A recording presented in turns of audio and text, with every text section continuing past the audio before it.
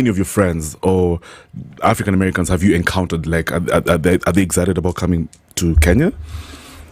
The people that I meet, let me say people that I don't know come to Kenya. So Yes, everybody I knew growing up, nobody's coming to visit me. Okay. Wow. I don't think they are. No.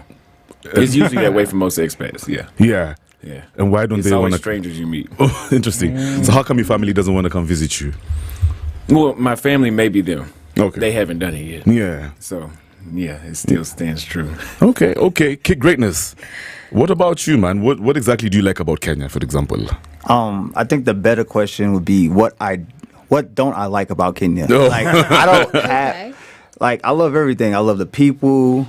I love the environment. Like the first day I came to Kenya and I was in CBD and I was wandering around, I was like, this is the place for me.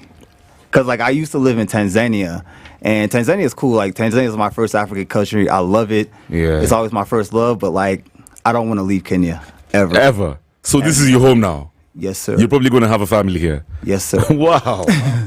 That's interesting, man. So you've been here for how long? 8 months. 8 months. And you, Austin? Around the same time, 8 months. Wow. Okay, so what inspired the move behind you coming from the US to here? It's mainly the people. The people are far nicer. They're more family oriented. It's easier to get along with women.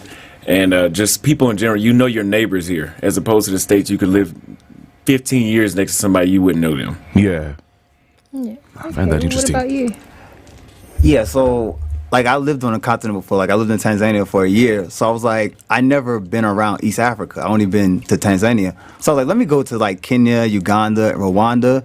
And soon as I came to Kenya, I was like, I couldn't stop thinking about this place. Cause like I always wanted to live in Africa. I don't know. It was like some type of calling for me. Like I can't explain it. Yeah. But I always wanted to come back here.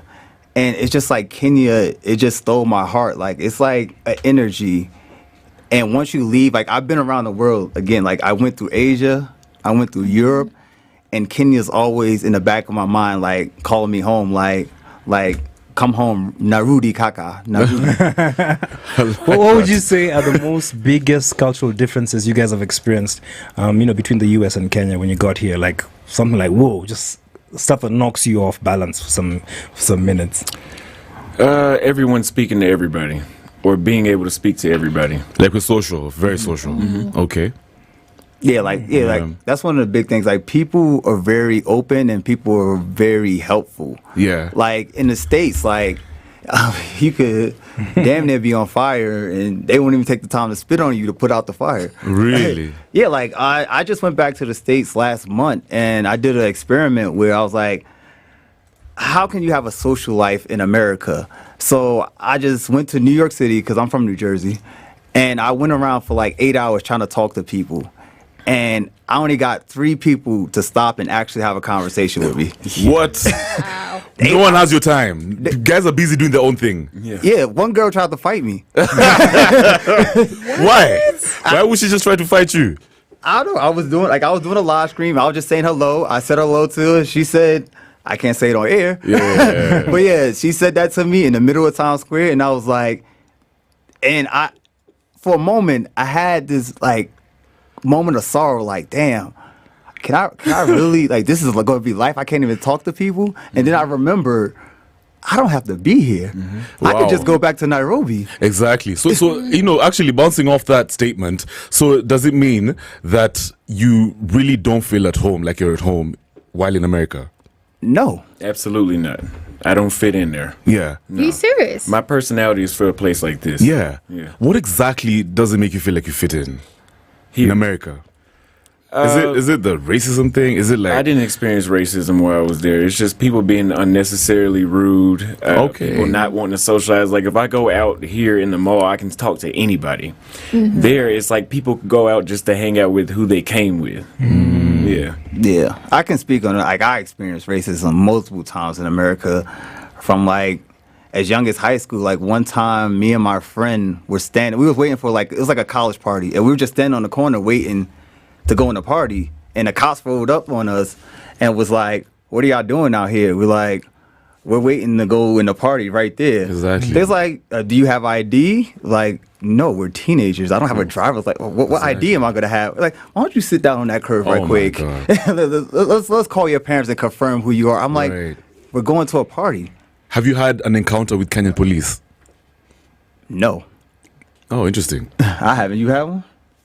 Yeah, for recording at the mall. And what were they like?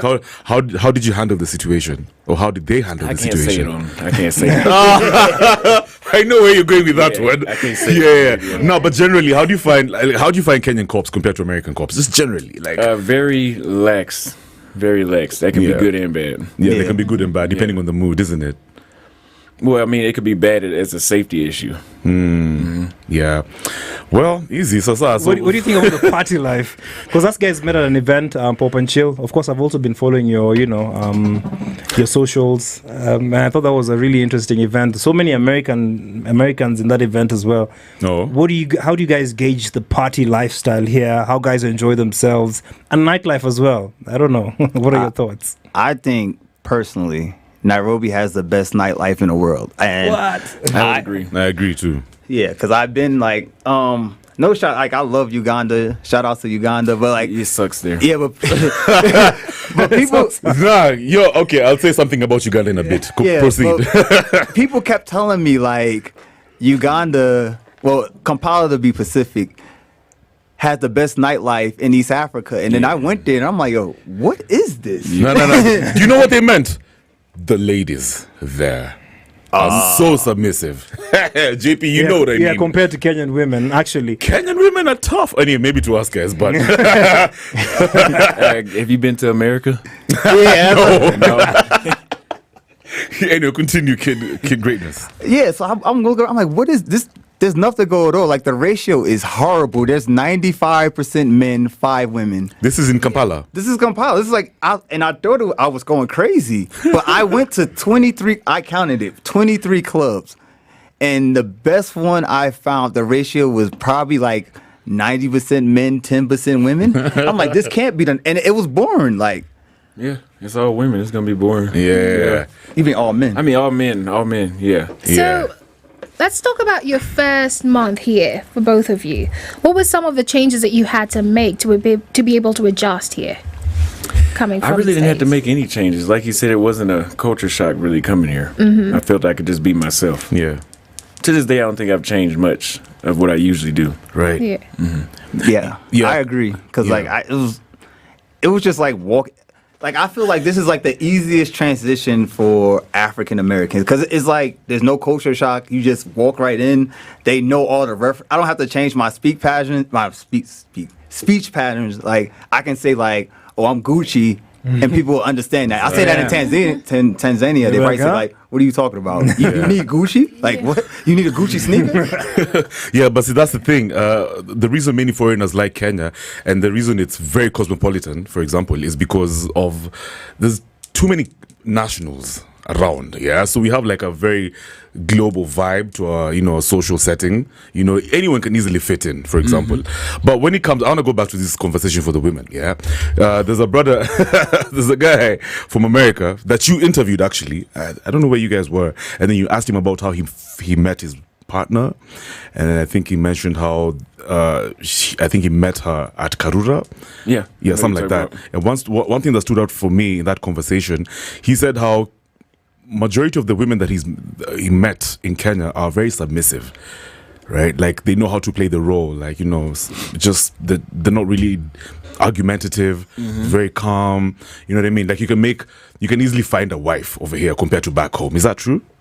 Absolutely, yeah. Back home, it's like dating another man. Come on. Okay, I'm not exaggerating. What do you mean? It's, I mean, they're going to try to debate you on everything, and I don't want to give this too much time, but they're going to try to debate you on everything. Yeah. They would literally fight you and buck up in your face. Yeah. They do everything that a man would do. Yeah. Well, they talk to... the way how they talk to a man is the way, if I was talking to him that way, I know there'd be a consequence. But they don't think that. Right. And there is no consequence. Yeah. For them, no. Yeah. Yeah. So, back to this whole family conversation. So would you actually settle with a Kenyan lady? Is that what you're thinking? Yes, I just had to look for a while. Yeah. Okay. Yeah. So, no problem. I'm JP? not naive. Yeah. You shouldn't be naive. No. Yeah. I want to understand. You guys also have like a network of people who have moved in, who've come from America. Do you guys have like a social setting or place where you guys just hang out, get to exchange notes and find out how easy it may be to live here? Yeah. Or just ideas, fun places to hang out. Yeah, we got like a group of guys, a great group of guys that come together. We share tips and tricks about how to navigate, because there is a little bit of a learning process. Like once you want to live here, like visiting here is good, but like finding like the best area to stay and all that. So we have a group, and if somebody wants to look out to that group, they can link up with us. But yeah, it was a good. The thing about it here is like,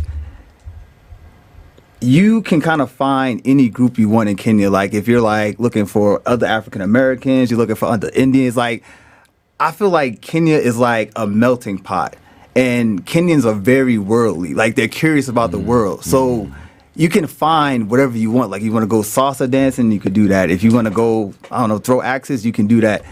So I feel like it's kind of like the perfect place for pretty much anybody. Yeah. Wow, that's pretty interesting. Yeah, and so when your friends are coming through, or any other Americans, for example, that are in your circle, where would you tell them the opportunities are so far from your experience for, say, investment purposes? Where do you think are the opportunities for foreigners, especially young guys like you? If you want to do business, that kind of thing. It depends on what investments you're talking about. Yeah. Maybe real estate. Real estate, for example. I mean, I could be open to farming, real estate. I think anywhere in Kilimani, Kilauea, Westlands, that area. But as far as like Thika Road, I would never tell anybody, at least a foreigner, not to go there. Not saying it doesn't work there, but it's just not ideal. Okay. But what are like your long-term goals? Okay, you guys have already come to Kenya. You're here. You're making Kenya your home. Maybe you guys just dropped in with black cards, so there's like $10 million dollars in your account. So it's all about balling and having a good time in Kenya. Yeah. Apart from that, Stop trying to make them a target. Yes. No. I'm just trying to say like they can take my credit card. Yeah. Like what are your long-term goals? Like so you guys are looking, apart from the investment that Kev is talking about, like are you looking forward to starting businesses? Are you looking for partnerships, maybe startups with people in Kenya? Yeah, I could talk about that. I feel like Kenya has a lot of opportunity, because even though Kenya is very, very developed, there's still so much opportunity out here, especially like real estate is one of the big ones. You can see a lot of like new condos going up in Kilimani and Kilauea, but also other services like okay, if you look at other places like the Philippines, India, like there's a lot of great talent here in Kenya that's not being utilized. They're just idle because there's not enough jobs. So you can come here and build different type of businesses. Like say you're into like architecture, you want to build an architecture firm. You got graduates that just graduated from different universities that's sitting there idle. It's true. And you can come here and get the contracts from like either Europe or America or some other like China and put these young Kenyans to work for like, and it's great for them because it gives them jobs. It brings more jobs to Kenya. It improves Kenya's economy, and also you can build a great business here. That's the opportunities I'm looking at. I agree, man. I agree. So you just have to be smart when you're navigating this society of ours as a foreigner. But that's the thing. That's because I have other cousins as well who are from Ghana, Nigeria, and whenever they come through over here, I tell them you have to now start interacting with the locals. You know what I mean? You can't just study about Kenya in a book, and you say you're gonna just invest based on what you read. At some point, you just need to get out there and just start engaging with people. Speaking of which, have you traveled to any other counties other than just Nairobi? I've been to Nakuru and Mombasa. Oh, how do you find Nakuru? It was okay. I think Nairobi is the only city. If you ask me. I think as a foreigner, I think. Well, let me say the average foreigner. This is where they would want to be. I don't see them. Well, I mean, they're not mainly in Nakuru and Mombasa, are they? Oh, Mombasa as well. Yeah. You don't find Mombasa? Okay, mainly. Mainly. Good word. They're mainly here. Good word. Yeah. Easy, Sasa. So do you see yourself doing content creation in the long term, or are you going to move into something else different now that you've seen opportunities here? Content creation, I think I'll do that forever. Yeah. I don't think that's going away. Yeah. Okay. Too many people wish they had it. And what about your content? Are you just going to talk about the whole Kenya thing? Because I know you talk about Kenya, how you love it a lot. Yeah. So are you going to diversify your content maybe? Creatively? I have a few other countries I'll repeat this in, but I'll still live here. So if someone wanted to do a collaboration with you guys, what were your handles? What do you mean? Oh yeah, where to find us? Like, I'm at Kid Greatness on YouTube. Everywhere else is at that Kid Greatness, DAT Kid Greatness. Okay. Austin Holloman. It's AustonHollleman on everything. On every platform. Did you guys experience the Maandamano? When the Kenyans are protesting here, The protest. we've been having some issues. Okay, let's say Kenyans, a majority of Kenyans do not like how the government is running things in the country. And I don't know if this impacts you as people who want to make Kenyan home. Do you align with Kenyan politics as well? Do you just get curious about what's happening and see if it's going to affect you in your personal lives? And did you see the demonstrations that were here in Kenya a couple of months ago when guys went on the streets? I wasn't here, but I heard about it. A couple of my friends sent me stuff like that. As far as like politics, I'm pretty neutral. Like I'm not even like political in America because I stay neutral as far as it comes to politics. Yeah. Same thing, and it's not my place to make too many comments either. Right. Only makes sense. Easy. So we're going to take a short break, guys. And then we come back and talk about the misconceptions about Africa out there. Yeah, so if you're just joining us, we're hanging out with brothers from the United States, but now they're Kenyans by choice. This is Austin Holman and Bobby Kid Greatness. Cheers! It's all about navigating a new culture, traditions, lifestyle, and dating in the 254. So, Sarah, right now, it's 1:45 Good evening and happy holidays. More of the classics and the hits you love. 94.4 Spice FM, Nairobi.